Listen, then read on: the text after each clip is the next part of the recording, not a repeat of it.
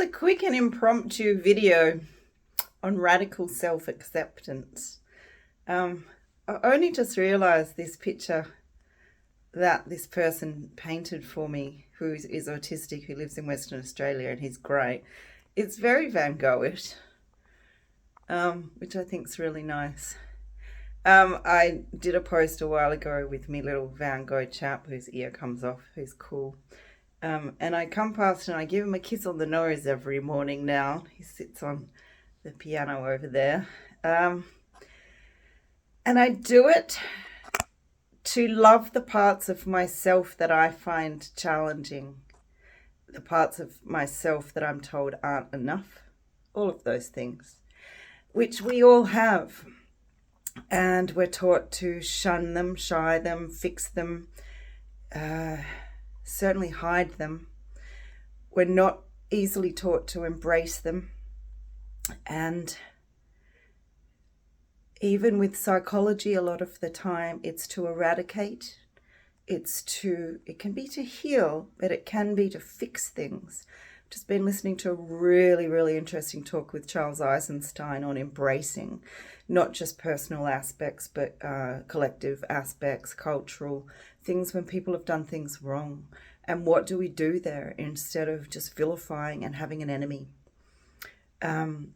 I quite rudely say about some psychologists, which I probably shouldn't, that they're the guardians of the galaxy. And there's this sort of complex, I think, within psychology, and it comes from a woundedness, where you want to fix everything. So you got to stop those bad people, and you've got to fix this. And it's at the shallow end of the pool. And there's something about radical self-acceptance that when you can do that, when you can hold and love and tickle under the chin and give kisses to those parts of yourself that are not great, because we've all got them, because we live in this culture that's like really rough, and we have genetic predispositions that can make things really rough. The only way to break all of that cycle is love and kindness. It's also good boundaries and not letting people walk all over you and all the stuff. But it's still, how do we learn to have boundaries and hold space and love? How do we love ourselves? Can we be good therapists if we don't know how to love ourselves? If we need to be pretty and fabulous and a really great therapist? Or all of the above, in a sense. If there's more and more you have to look at the ego aspect of self, and it gets more spiritual realm in some respects. But radically appreciating your flaws, it means you can hold space for other people. Radically accepting your flaws means that you can see past theirs and hold theirs, and then see what else you can have. So it's learning to play in the swirls. It's learning to accept beauty in all its forms, and ugliness and ugly flaws in character are beautiful. Oopsie. And we have to hold and support them. And we have to hold and support ourselves. And we have to be mindful that being a human being is pretty tricky. And living in this world is pretty tricky. And the only way we make new is love. Smart love, though.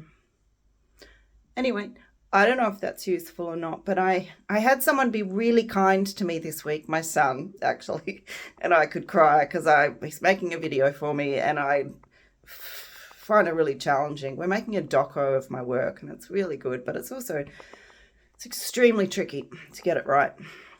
And so I kind of lost my shit. And then his response was so kind and smart, not just dumb, but smart and kind and considered. And it's knocked on all week, because what it's done is it let me feel loved. And then when people have been very annoying to me this week or triggered me in ways, I've actually been able to send that love to them and think better about how to engage. And there's, you know, some other things within the neighborhood where I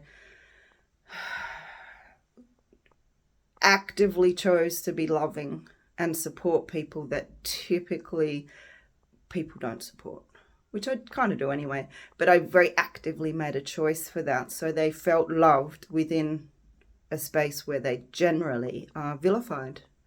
And we vilify people a lot because there's this competition to be the best one, because if I'm the best one, then everything will be okay. It's not like that. But there's better stuff. But then there's balance. So, I hope that was interesting and useful. I may or may not post it. But the last time I posted something like this, someone said, thank you so much. It was really, really useful. And I'm this year promised myself that I would let people see me a bit more. We're so used to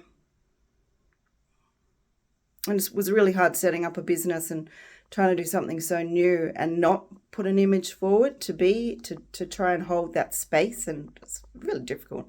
But I've promised myself that I'll be more visible now because it's nicer for me. It's just less work, really.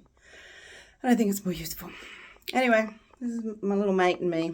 See you later.